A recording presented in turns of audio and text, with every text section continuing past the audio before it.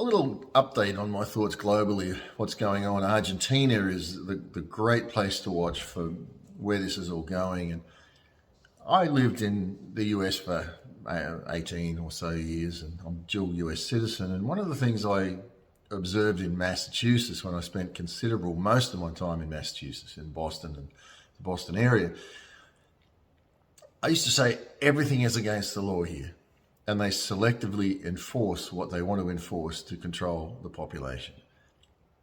And I could give you story after story, which I won't take the time to bore you with, but or entertain you with, whichever it is.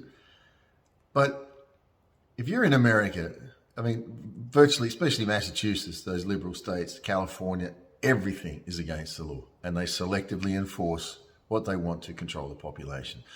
Your neighbours are encouraged to call on you for things, and what always surprised me was the police turned up. I had the police turn up at our house one time because the neighbours had said that one of my children threw a chicken bone over the fence, and so we ended up with police.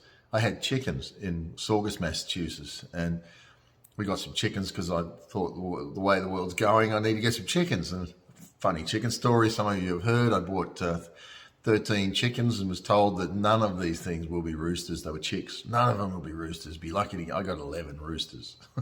So I learned that it's good to be self-sufficient, but we have to be realistic in that. And I remember the neighbours called the police because I had chickens, and they were scared that they were going to get attacked. And so I had the chicken police turn up, fully armed. Ended up having to get permits for my chickens, my roosters, and I got rid of the roosters. But they already have all this in place. The laws are already there. I mean, Javier Milei, he talks about the president of Argentina, he's a WEF man. And what the WEF's doing is they get everything far left to go crazy, berserk, and pull society apart. Then they'll bring in a far right or a libertarian like a Trump. And it brings people are like, oh, thank God, he's here to save us. But ultimately, left or right, they're wings of the same bird. And we end up with Javier Milei now, and I said this at the election, he's going to bring in a digital currency. What does he do? He brings in Bitcoin. People are like, oh, Bitcoin. And I laugh at Bitcoin because people are like, oh, we're freedom people, so we're all for Bitcoin. Well, you people that are all for freedom and Bitcoin are actually doing the WEF's work for them. They love you. But they're so blinded by it they can't see it. Well, society's going this way anyway, so we got to have our digital currency. Okay, so what did Argentina do?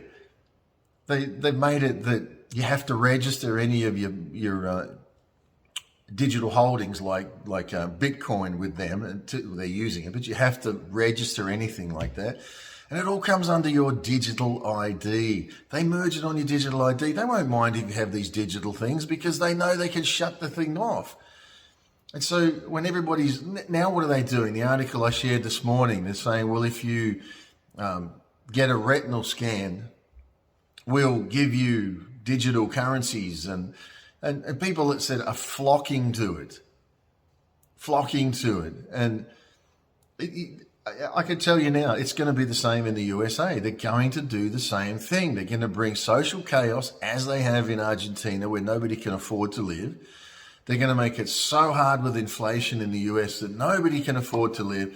And then Trump's going to come in, and he's promised he won't do a CBDC, but that's all aesthetics. He's going to do a digital currency of some form, and it'll probably be something like a Bitcoin. Okay, we're going to have Bitcoin now, and you can all run on Bitcoin. And then they'll come up with saying, same sort of coercive measures that they've done in Argentina. You will see digital currency come up in the USA and around the world. Nigeria has this digital card now, which all your information's on it. When I became a permanent resident in the US, I got that card. It's the same card nearly as what I got way back. It's different now because it has the SIM chip on it, but back in the day, it's a very similar card.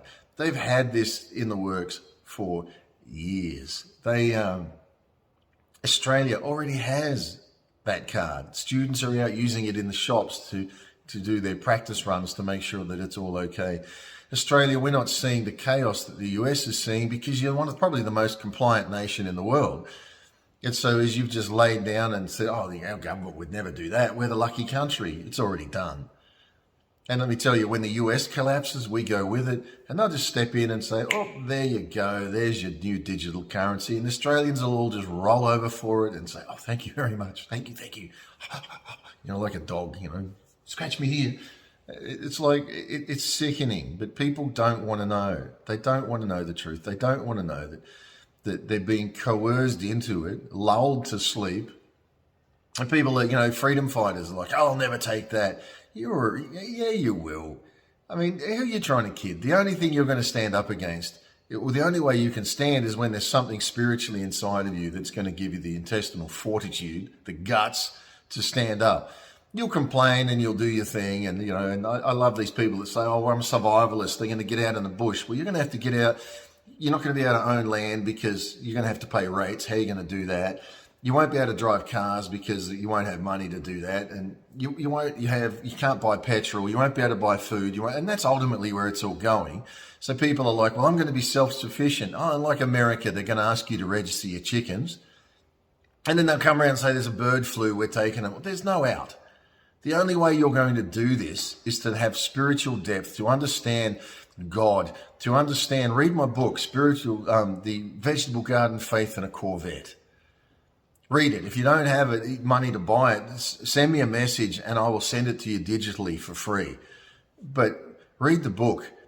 And you've got to stand up in yourself and understand where this whole thing's going. Does that mean we lay down? No, I don't react. I act. I don't react to what they're doing. They react to what we're doing. We act.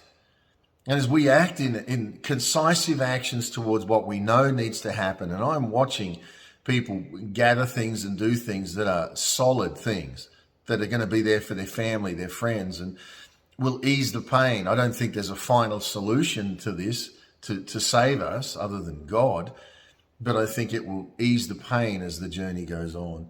So yes, we're watching as things are falling apart more and more and more. I do believe before the US presidential election, we are going to see the collapse of the US currency. And of course, with that, we're going to see the collapse of the global currencies. And they will bring in the digital around the world. And people will they're already accepting it. I mean, face it, most of the freedom community all thinks that digital currency is their God that's going to save them. I'm just like, you people are going cashless for them. You're giving the cash away, doing all their work for them, and they're sitting back going, oh, good night. These people are so thick, they don't even see it.